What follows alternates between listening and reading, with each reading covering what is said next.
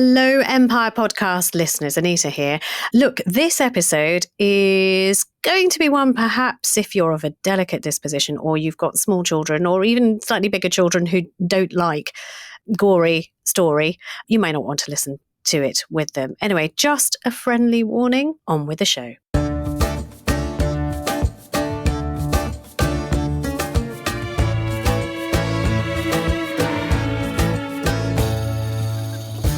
Hello and welcome to Empire with me, Anita Anand. And me, William Davenport. Yes, you're in India right now. I am in Jaipur at the moment. Looking suitably lavish behind you. It is. It's an unexpectedly lavish backdrop, but no one, presumably on the podcast, can see that. So No, but I want all of our hearts to bleed with you as one. That's all. Like the Sultan in his suite. There are worse places to be billeted than the Rambagh Hotel.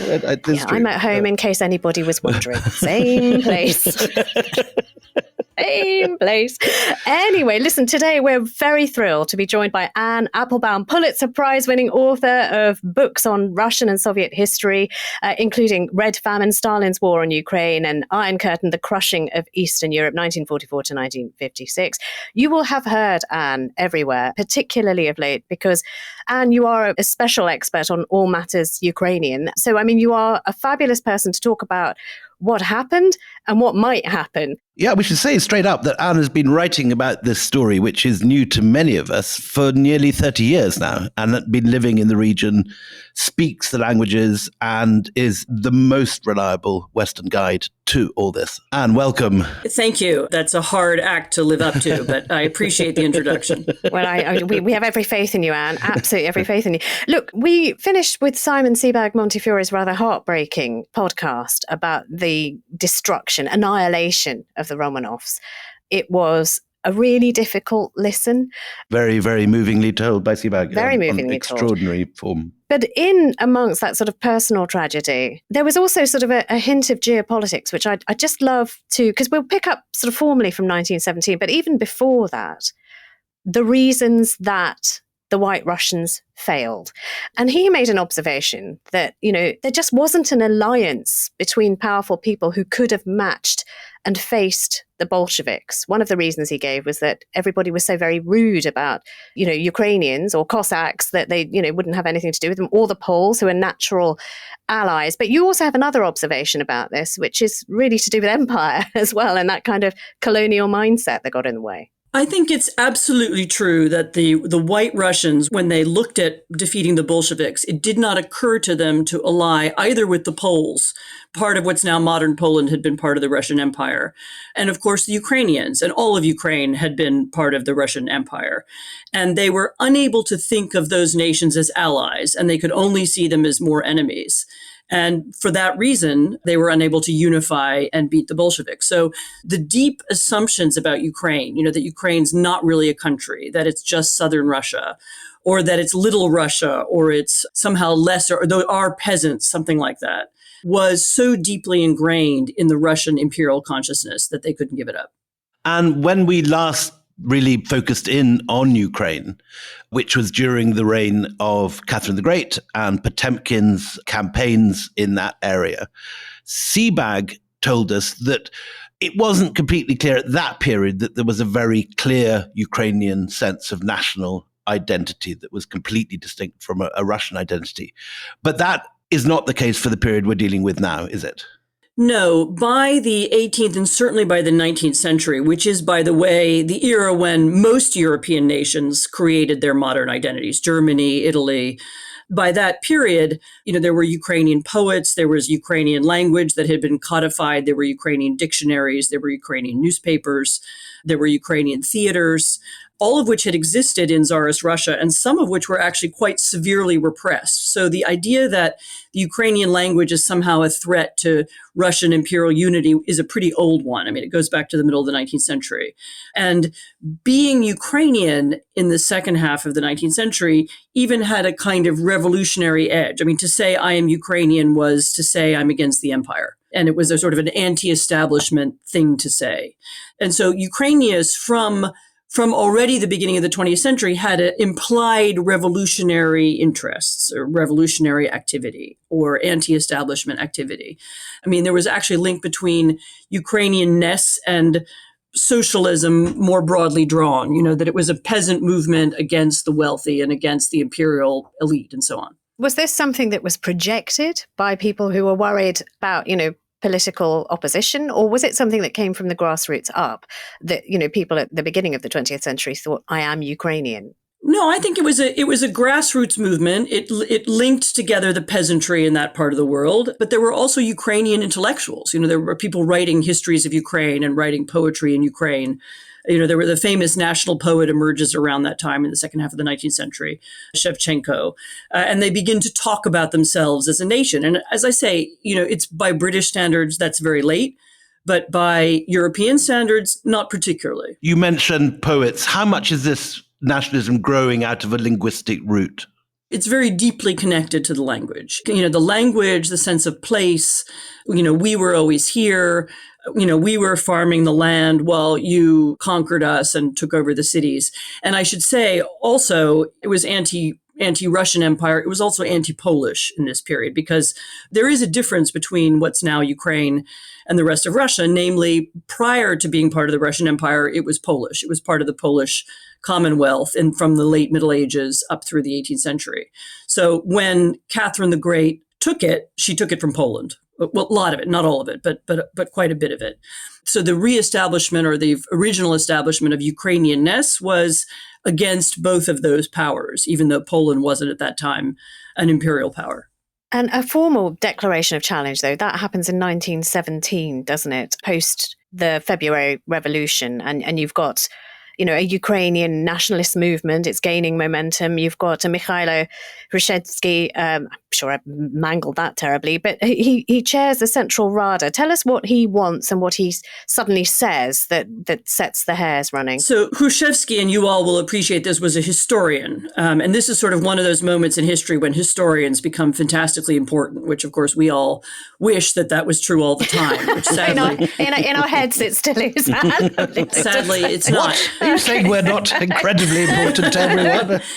No, but he moves into politics. So the Central Rada is the sort of body of Ukrainian intellectuals and activists who declare Ukrainian independence in 1917. And they go through a sort of evolution where at first it's not clear that they want their own nation. And then over a few months, it becomes clear. And there are massive, huge demonstrations on the Maidan, which is the central square in the middle of Kiev, which later becomes the place where the demonstrations are held in 2014. And we should say that Rada is not a theatrical school, but a parliament. Yes, no, it means council parliament is maybe pushing it because it wasn't exactly elected, but it was, it spoke for the Ukrainian nation. Unfortunately, what happens immediately after that is that the Bolsheviks invade, occupy Ukraine, and immediately after that, there's a massive peasant rebellion, the largest ever in European history. What I'm fascinated by, Anne, is the question of how far the Bolsheviks, for all that they're with the people and down with the workers, how far do they actually mirror the same nationalistic and imperial prejudices as their Tsarist predecessors? Certainly the Bolshevik leadership is exactly every little bit as nationalist as their Tsarist predecessors. I mean, Lenin has some language about Ukraine, again, where he talks about it as South Russia. He talks about it as not really a place. They understand that Ukraine is important because Ukraine produces grain. And because one of the reasons for the Bolshevik Revolution was the lack of grain and bread in St. Petersburg and Moscow, he recognizes very early on that they have to conquer Ukraine for the agricultural land and for the grain. I'm doodling while you're talking. I keep underlining the word that you just said, Maidan, which that's an Urdu word, Maidan as well. It means exactly the same thing, square. Yeah. I just wonder, would you know what the etymological, historical connection might be? I don't know if anybody knows that. I think it originally comes from Turkish and Mongol contacts. Exactly, yeah. Oh, so interesting. That's so interesting. Anyway, sorry, dogleg in my head. Back on track now. Okay, so the Bolsheviks, have similar attitudes to their Tsarist predecessors.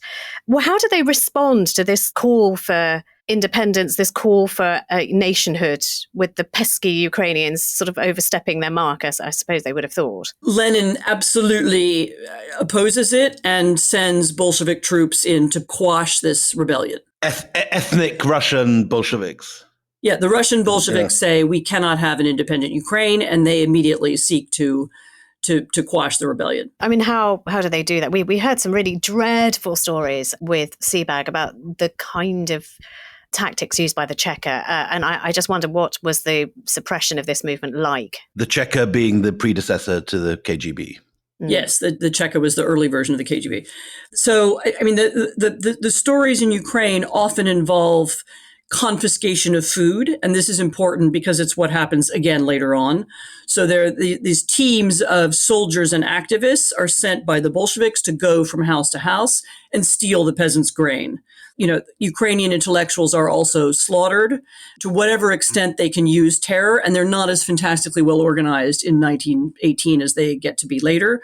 They apply it. And this, as I said, the tactics are so harsh and create such an enormous reaction that in 1918, you have an enormous, chaotic peasant rebellion of a kind that we've never had before in Europe and might never have again. Prior to that, though, I mean, are the Russians going in as they are now, saying we are liberating Ukraine? I mean, is that the thing that they say when they march in? Oh, yes, of course. I mean, the Russians are always liberating. They never invade anybody. They only liberate their fraternal, Bolshevik friends or yes, no. And I mean, to be clear, there are Ukrainian communists, and this becomes an issue later on. There are Ukrainians who collaborate with the Bolsheviks. And there are some attempts at different times to set up there's a kind of mini Bolshevik state in Kharkiv, and for a while Kharkiv becomes the capital because there are more people who are pro-Bolshevik there.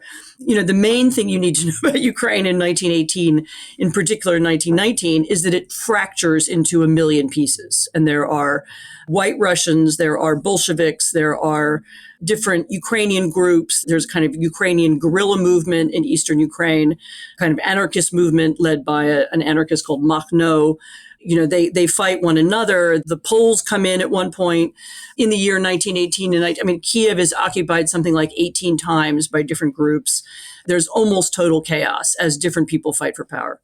So at this point, when, you have different groups and they're all vying in this chaotic cauldron, what is the composition of the Donbass? Because we talk about the Donbass a lot these days, about sort of being, Russian and wanting to be Russian. But what does it look like? Does it look any different to the rest of Ukraine at this time? The slight difference with the Donbass. So the Donbass, the city of Donetsk, which was originally called Husuvka, was a steel town, and the mill there was founded by a Mr. Hughes, who was Welsh. Wow.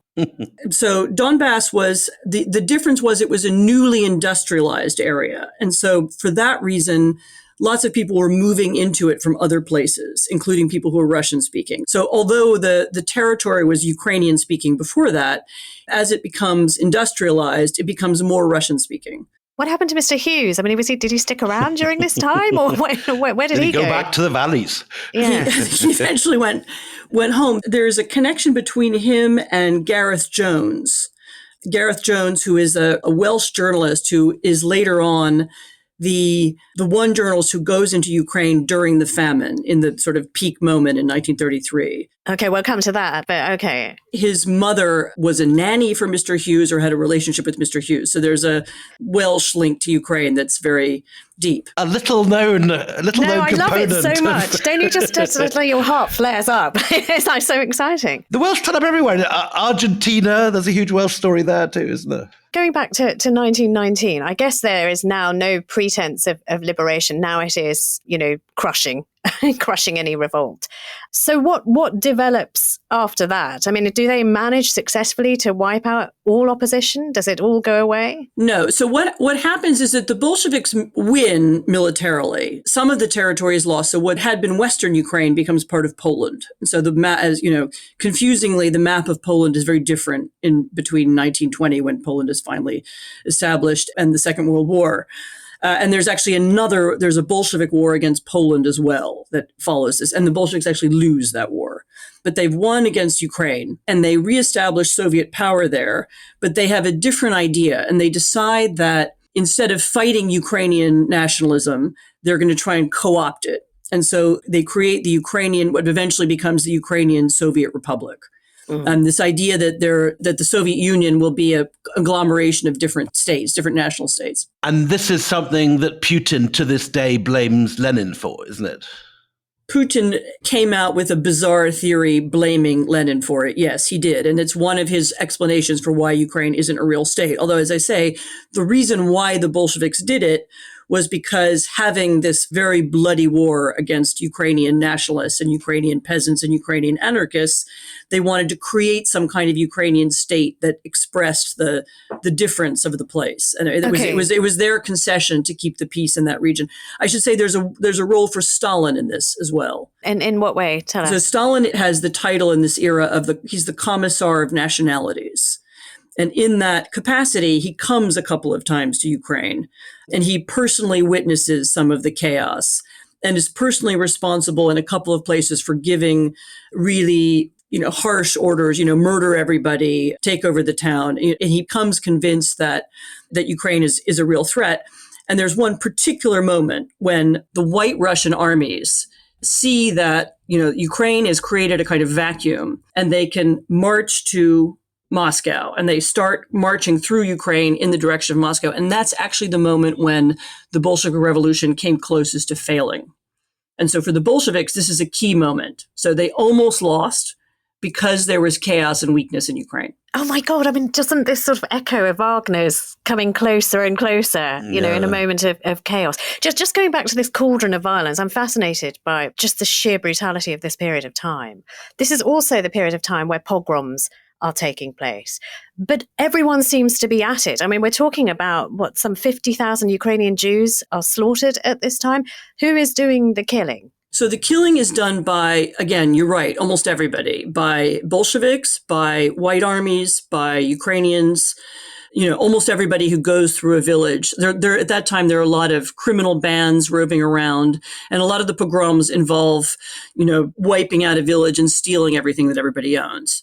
And you're right, it's a remarkable moment. And how large is the Jewish presence in Ukraine before all this? Large. So the Polish presence is quite large, especially in cities, and the Jewish presence is quite large. There are Jewish villages all over Ukraine. Separate? Mostly separate, yes. And so all the more vulnerable to anti-Semitism and pogroms. You could just surround the village. All the more vulnerable to anti-Semitism and pogroms. One explanation for the very high levels of violence that take place in Ukraine in the 1930s is that a lot of the people in that period had experienced the pogroms and the violence earlier on. So this really horrific gouging people's eyes out, murdering babies, slaughtering whole villages. People who'd seen that or experienced it or knew about it were then often in positions of power a decade later. So the experience of violence, the memory of violence, is thought to be one of the reasons why people were so cruel later on. Right. But the history of pogroms doesn't start in 1919, though, does it? There's a moment in a film I saw where in the modern day, somebody asks a Jewish man, why are you sitting with your back to the wall in the restaurant? He goes, so I can see the Cossacks coming. So there is a history here of violence in this region. Yes, that's all over Russia. But this is a particularly notable moment. So much so I looked through the records of some of the Jewish charities in New York that were sending money to people after the pogroms or trying to bring people out after the pogroms. So it was notable enough so that the Jews in America were aware of how horrible it was. So, Anne, in this first conception of a Soviet Union where there are nominally independent states around Russia joining fraternally into a wonderful Marxist utopia, how much real independence does Ukraine have, or is it completely under the boot of Moscow from the beginning? So it has a little bit of independence, and there is a phenomenon of something called national communists. So there are, sort of Ukrainian Bolsheviks who are pro-Ukrainian, but who are also Bolsheviks. And in this period, The Ukrainian language was allowed to be spoken in Ukraine. Ukrainian schools were created. There was actually a kind of moment of flowering of Ukrainian literature and the arts. There's a Ukrainian contemporary art movement, a Ukrainian constructivism. You can see some of the effects of it in Kharkiv in particular. I don't know how much of it's been destroyed now. And there's a moment when, inspired by the new nation, there's a Ukrainian school of design. There's a big national conversation about how we develop the peasantry and how we become a nation. And so it's not fake, the Ukrainian Soviet Republic, at least in its initial phase. And there are people who believe at that time that you can be both. You can be a communist and you can be Ukrainian. Yeah, and from the Soviet side, or Soviet central control, there is this belief, now we've got Ukraine, the grain issue will be sorted out. In the 1920s, which is this era in Soviet history when they have something called the new economic policy, and there is a bit of private capitalism allowed, and farmers are allowed to produce the way they used to produce, and there are private distribution companies. Actually, the Soviet Union begins to recover in the 1920s. And the grain market recovers and people begin to have food and things get to be a little better. The real turning point comes when Stalin decides that, to push the Soviet Union to the next level. This is after he's effectively taken over control of the government. 1927, is that? Yeah, this is sort of after 1927, 28. He decides to collectivize agriculture. And he has a whole theory about why this is going to be a good idea. And one of the pieces of the theory is, and this is a very colonial idea, and his idea, and he writes this in a couple of places, is that, okay, the British and the French to develop their countries, they had colonies. They could suck out, the blood of the colonies and the wealth of the colonies and build their nations. And we don't have colonies, but we have a peasantry. And so we can sort of suck out the wealth of the peasantry, and that will help us industrialize and build our industry. And so there is in his thinking this idea, the workers are the superior class. The workers are the avant-garde. This is the revolutionary class. The peasants are backwards. The peasants are holding us back. We don't need the peasants. And this is where your kulaks come in. Tell us who the kulaks are. I remember them from my O-levels. Kulak, it's actually just a word that means wealthy peasant. It's not a word that's used much in Ukraine, by the way, before the revolution, but they use it to mean wealthy peasant, and the kulaks become a kind of class enemy.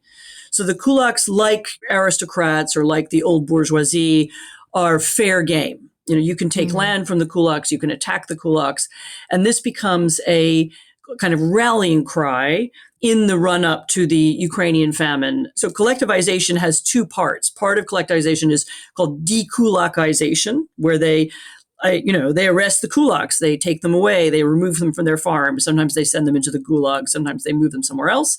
And then the second piece of it is the collectivization of land. How much is that collectivization something which is Stalin's new initiative, and how much is it inherent in Bolshevik thinking already? So there's a little bit of it in the initial, what was called war communism. Remember, we were talking about 1918 when the Bolsheviks first came to Ukraine. They have this idea of, we're going to take all your land, but it doesn't work. It's a failure. And then, of course, they get kicked out by, we have this warring period. And then, as I said, in 1920, the 1920s, there's this idea that we can have a bit of capitalism and a bit of socialism, and that will be all right. And collectivization is really the harshening and the strengthening of the revolution from Stalin's point of view. And his idea, how do we get the revolution to the next level? How do we industrialize the Soviet Union so that it can compete with the capitalist world? And his idea is essentially we take the peasants' land, we take everything that they have, and we begin to run those things in a more industrialized way. In other words, the peasants will become a kind of rural proletariat. They're going to work on behalf of the state. Both, it will have a cultural effect. It will make them like the workers, right? They won't have their own land. They won't be able to have their own policies. They won't be able to have their own, economic plans. And he also believed it would be economically successful and that it would produce more grain, which it didn't. Well, it didn't. And let's find out what the peasants have to say about this oppression after the break.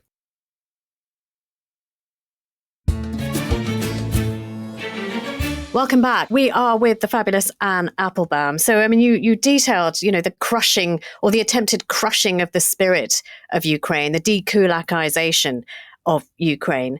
Do the peasants resist at all? Can they resist? Are they in any position to fight back? So the peasants resist, and they resist very hard.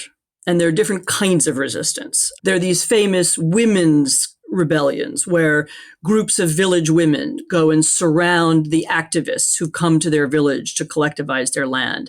And they shout at them and they poke them with pitchforks and they, chase them out of the village. There's a bit of that. We've seen that today, haven't we, with these fabulous Ukrainian women shouting at the Russian troops, and, very bravely. Very much so. And then there's a bit more serious resistance. So there's some armed resistance. There are in a few places where Ukrainians who have guns in their barns that left over from the Civil War, including many who may have fought in the Civil War, with one of the Ukrainian factions, emerge and try and, physically defeat I should say the people who've come to the villages to carry out collectivization. Some of them are Russians. Some of them come from Russia, or some of them are Ukrainians who come from cities. But they're always recognized and remembered as outsiders. They came here to collectivize our village. There were also some collaborators inside the villages. So there were always some people who saw an opportunity to work with the activists. And this becomes important later on during the famine. But the perception is, again, a colonial one. They are coming from outside. They are telling us what to do. They're taking our land away. They're physically taking our machinery, our horses, our pitchforks, our barns, and they're taking them and they're making them into a collective, a state-owned property. Another famous form of resistance was murdering all of your livestock. Which presumably for a farmer is heartbreaking to do. It's heartbreaking, but it's also, if you're going to take my cows anyway, then I'm going to kill them and I'm going to eat them now. Right. And so there's this moment, even it comes up in some of the Soviet era fiction when, you can smell the farmers making sausages out of their cows. And that's also considered to be a form of resistance. So, they resist, but it doesn't really work because, the Bolsheviks meet such resistance with extraordinary violence. And so any idea that Stalin had that he would get his hands on the grain bank of Ukraine actually goes wrong. You did what we call in this business here on this podcast, you did a Davenport. You have talked about the famine way early, but we're there now. Tell us. No. It is a phrase that is now used across the land. So now we are at the point where, this terrible miscalculation is going to affect everybody across the Soviet Union. Tell us about the famine. How does it start? So the first famine begins from collectivization. So there's not enough food. So farmers who have no motivation to plow their land because it's not their land anymore, stop doing it. This is 1929, 1930, 31, right? And there begins to be all over the Soviet Union, I should say, and, all over Russia, there begin to be massive food shortages and people begin to go hungry. And this is happening everywhere. And people begin to report this story to Stalin, that collectivization is failing. There are letters that are written to Stalin from Bolsheviks who are taking trains around the country and they see starving peasants at the train stations. It is even thought this is the moment when Stalin's wife kills herself. Oh, really? And there's some implication that maybe it's because of the terrible disaster of the famine. This is never really proven. This is one of the guesses about what had upset her so much. It is exactly at this moment. So it's the moment of the first wave of the famine.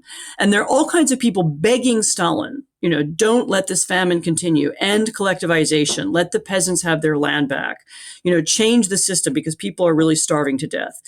And at this point, the height of the famine, when he's under the most political pressure he's ever been in, when it looks like he's made a horrible mistake, this collectivization was a very bad idea, he, instead of pulling back, he turns the screws. So he decides to use the famine as a way of getting rid of a problem. And the problem is Ukraine. The problem is Ukrainian nationalism.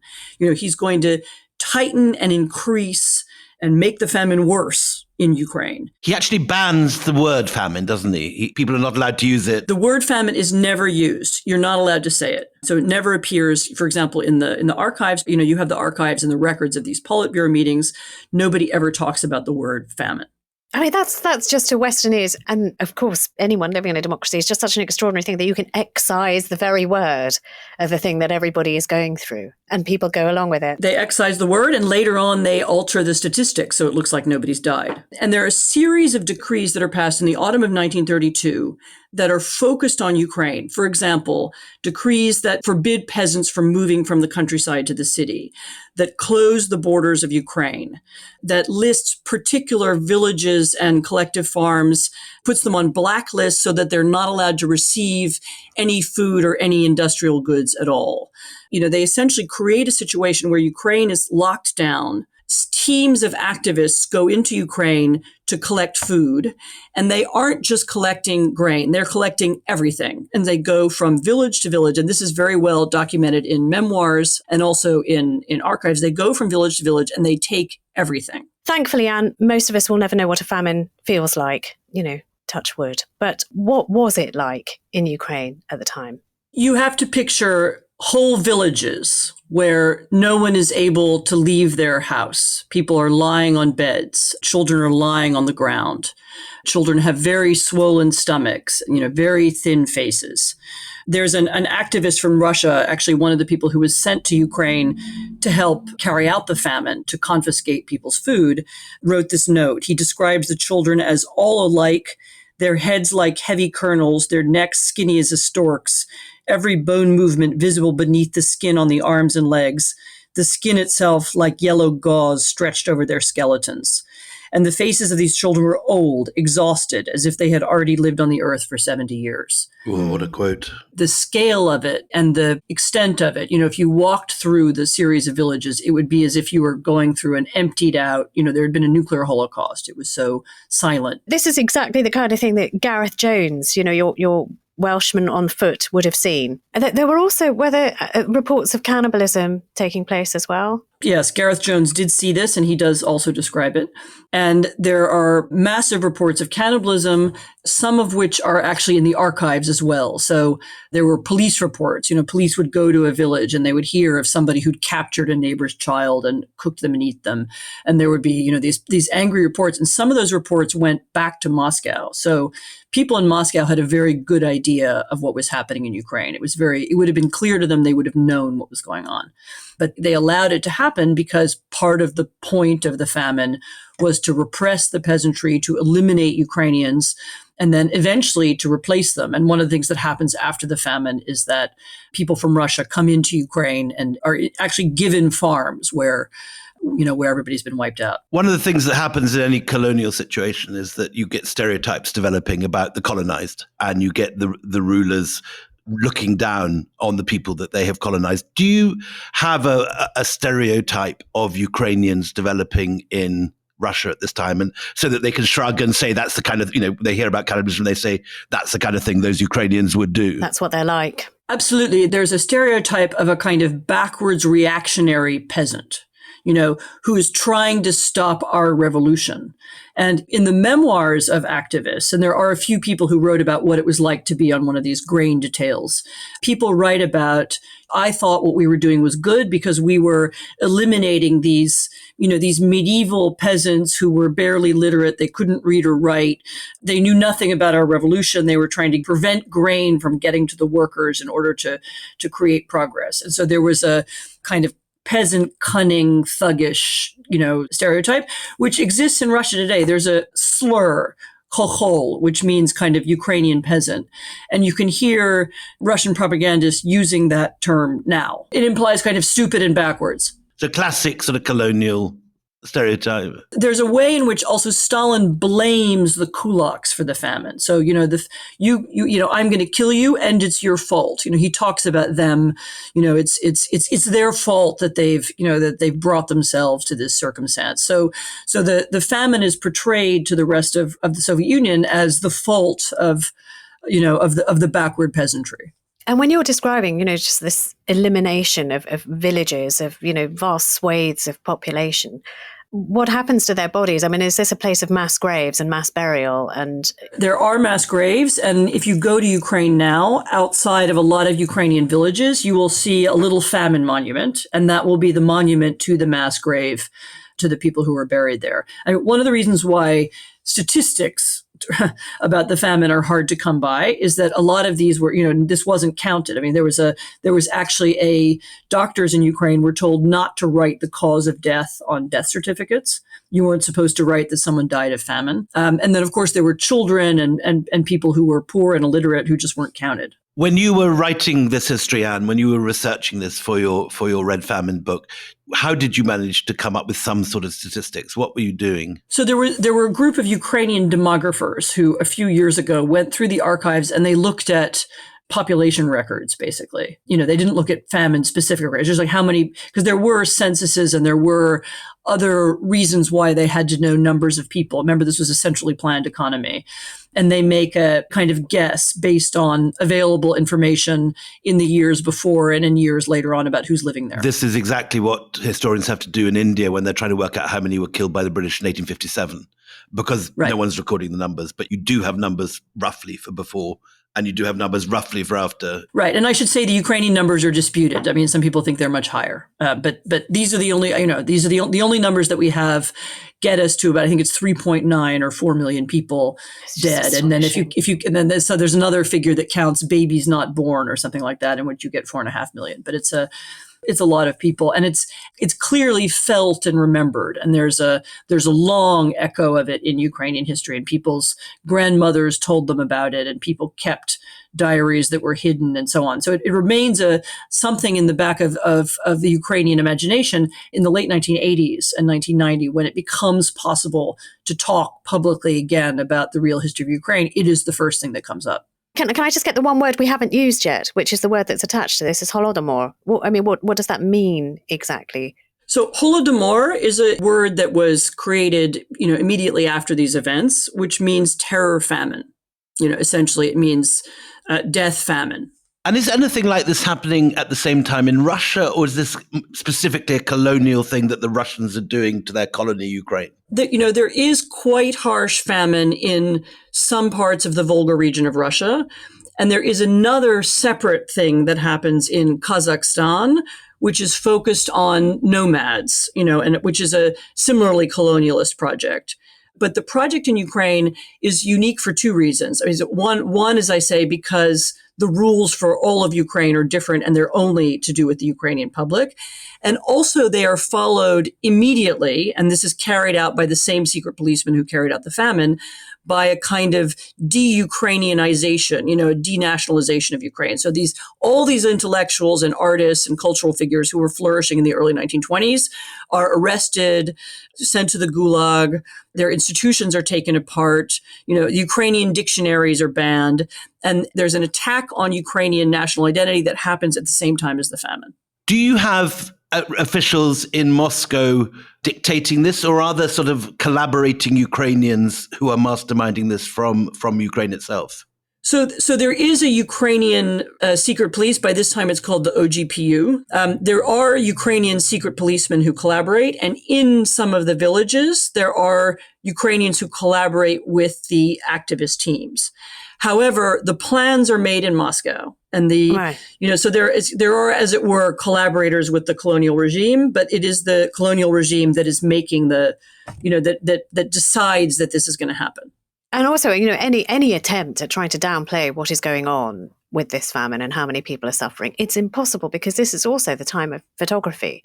So there are so many photographs of the time of painfully thin children and people sort of scrabbling around trying to get scraps of food. There's no way of suppressing this, is there? So actually, there are very few photographs. Oh, really? Oh, gosh, maybe I've seen the ones that are... Almost really? All the ones that you've seen were taken by one person. Whoa, Yes. Hang on, mind blown. Really? Yes, there was one person who was an Austrian who was working in there were at that time, there were these concessions. There were foreign companies that were able to work inside the Soviet Union. And there was one Austrian who, all the pictures you've seen, of the people lying on the street and children sitting down and falling down from, hunger. Yes. Tell me about this So Austrian they're almost all photographer. taken by him. I'm so astonished. And they Wow. eventually end up in an archive in Vienna, in a kind of Catholic Church archive of the Diocese of Vienna, which is where they are now, the original photographs. Okay, may I just say, bloody hell! I never realized There are very that. few. Some photographs that you have seen aren't of the Ukrainian famine. So there's Right. another issue, which is that because there was also some hunger in Ukraine in 1920 following the Civil War. And it was actually at that time when famously there were these American teams who came in and brought food and so on to Ukraine. This was the one time the Soviet Union allowed them in. And some of the photographs that were alleged to be of 1932, 33 were actually from this earlier period. Yeah, I love so much talking to somebody who just completely blows the barn doors off my brain. It is now, though, I mean, and it was a struggle to get it recognized as a genocide. I think, the Ukrainian government defines it as a genocide in 2006. I mean, what did they say in Russia? And when did they accept that actually, looking back, this was a genocide, or have they never accepted The that? Russians have never accepted it. Really? Never. We all know those sort of posters of combine harvesters pouring through the Ukrainian plains. How much of this famine was getting out to the wider world? How much did people know? Because this is the sort of time that Beatrice and Sidney Webb are turning up in Moscow, worshipping Charlotte, H.G. Wells, likewise. Are people beginning to realize this? I think Robert Byron visits the Soviet Union at this time and realizes that there's famine going on. Do anyone else? Yeah. So very little information gets out. And there's a reason for this. And the reason is that Stalin didn't want the information to get out. And so, for example, there was a press corps in Moscow at that time. Anybody who lived in Moscow then from outside could only do so with the explicit permission of the Soviet government. And anything that you wrote as a Moscow-based journalist went through censors. So it went out on a telex or whatever telegram system. And it was seen by the foreign ministry before it was published anywhere. So you can hide a famine. You can hide a famine. And the Moscow press corps did not write about the famine and knew they weren't allowed to write about the famine. And, Right. and there's a one particularly famous story, which is the sort of dean of the Moscow press corps at that time was an American. He's actually British originally, but he was at that time an American journalist who worked for the New York Times called Walter Duranty. And Walter Duranty had just won the Pulitzer Prize, and he won the Pulitzer Prize for a series of articles about collectivization, which I once went back and read. And they're all about how brilliant and successful and amazing collectivization is. This is very similar to what the Webbs were writing and so on, and what a brilliant, step forward it was going to be for the Soviet system. And Walter Duranty knew that the famine had happened. And we know that he knew because in the British Foreign Office archives, there's a record of, one of the diplomats at the time saying he just talked to Mr. Duranty, who talked about 10 million people dying, which is actually an exaggeration, but 10 million people dying and millions of people dying. But he wasn't sharing this information with his readers. For ideological reasons, just because he supported. It was certainly not ideological. Actually, one of the reasons why Duranty was useful to Stalin gave him a couple of interviews, was that he approached the Soviet history as a sort of pragmatic outsider. I'm not on the left. I'm just evaluating this as a pragmatic person, and I see that this is very successful. And that was, of course, exactly right. My personal theory about him, which is not provable, is that what happened was that when collectivization failed and he just won this prize and was lauded for his brilliant articles about it, he couldn't admit to himself that he was so completely wrong. He was unable to say, I made this enormous mistake. And so that's my guess. But he also is the one who then there is one journalist who does go to Ukraine at this time. He is Gareth Jones. We mentioned him a minute ago. Yes. He's this very young Welsh freelance writer. Yeah. Who uses some excuse, who gets on a train from Moscow to Kharkiv, and at some point gets off the train and walks. So he walks through these villages in Ukraine at the absolute height of the famine, so spring of 1933. And he records what he sees in a series of notebooks, and then he comes back to Moscow, and then he leaves Moscow and he goes to Berlin, and he gives a press conference in which he talks about the famine.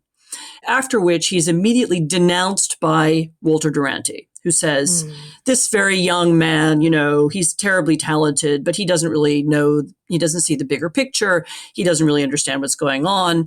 It's all wrong. And Duranty, of course, is the star. I mean, he's the most famous journalist in Moscow. Prize winner. And Gareth Jones, nobody's ever heard of him. And so for that moment in history, Duranty wins the argument. And now, of course, decades later, there's a reversal. Duranty's a great, villain, and Gareth Jones is, there are plaques to him in all kinds of places. Yeah, I mean, you've said, and we've said, what a terrible toll this took on the people of Ukraine. But let's put numbers on it. Close to 4 million perished during this time. Every 8th person in the region 1 in 8 people in the region dying of hunger between this period of time that you're talking about, 1932 and 1934. To compare that, that's the Great Famine in Bengal in 1772 leaves 5 million dead. And that's the worst famine in Indian history, as far as we know. Yeah.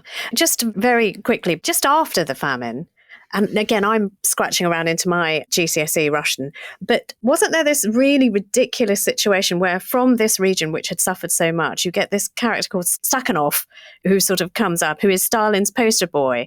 And I remember my Russian teacher at the time just saying he was the biggest pain in the arse to the Russian people because of mining. I mean, can you sum up the Stakhanov story? So that was a little late. That was a slightly different subject, but it's a useful one. So yes, Stakhanov was a miner who overfulfilled his quota. So in the Soviet system, workers would have daily quotas and you had to meet your quota. And he overfulfilled it, I can't remember, by 3 times or 4 times. Yeah. And he became a great hero and they put him on posters. I mean, this is a phenomenon of when you have a system where people aren't motivated to work. You don't get paid more, you don't get promoted, you don't own the fruits of your own labor in any way. How do you persuade the peasantry to work? And so they couldn't get people to do it out of any kind of self-interest. And so they had these propaganda campaigns. They would campaign to persuade people that they should work harder for the good of the state and so on. And that was what the Stakhanovite phenomenon was. But this is right after the famine, and this is in Donetsk. So, I mean, it's in the Ukraine area that's been hit really hard. And this annoying man, Stakhanov, who keeps overfulfilling and getting his, gets quite addicted to getting his face on posters, he gives rise to something that's now known as the Stakhanovite method, which is what Stalin then imposes on everybody, saying, look, Stakhanov can do it. What's wrong with you? Yes, I mean, it was more of a propaganda campaign. It was more of a way to get, people to actually work. I should say, when you mentioned Donetsk, there's an interesting phenomenon that happens during the famine, which is that actually the Donetsk region is one of the least touched by the famines. And that's partly because it's industrial. And so more food goes there. And there are actually peasants who escape their farms and they go to Donetsk as a way of saving themselves. So Donetsk suffers a little bit less. And the regions that suffer the most are not the parts of Ukraine that have historically been prone to famine, which is in the south, but actually, the kind of Kharkiv and Kiev central Ukraine districts, which were notably the regions that had been most involved in the civil war. So that they were the most politically engaged. That was where the peasantry was the most politicized. It's where there had been the most resistance to the Bolsheviks in 1918 and 1919.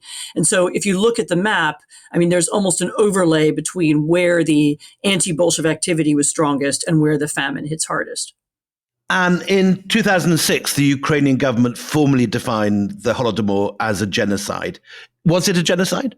By the original terms of the definition of the word genocide, yes. It was not an attempt to wipe out every single Ukrainian. And as I said, there were some Ukrainian collaborators. But it was an attempt to destroy Ukraine as a nation, to wipe it from the map, which is what Putin wants to do now, to eliminate it as a nation, as a people, to suppress the peasantry so that they wouldn't join the national movement, to eliminate the intellectuals and the cultural leaders so that they couldn't lead that national movement. So it was an attempt to eliminate Ukraine. Yes, it was. Well, we're leading to a rather important period in history. The Second World War is on our horizon. It's a good point maybe to take a pause. And you are the best, and you really are fascinating. Wonderful. Thank you so very much. So much. But come back for I love the our fact next that you've episode. been studying this for all these decades, long before all the rest of us woke up. We're catching up now. No, we're all catching up really slowly. Look, we're going to have another podcast with the marvellous Anne Applebaum where we talk about Ukraine in the Second World War, and we hope to take it right up to date with what's going on now. That will be out on Tuesday, but please stay tuned to your Empire feed for a very special announcement that will be coming out on Monday. So until then, it's goodbye from me, Anita Anand. And goodbye from me, William Davenport.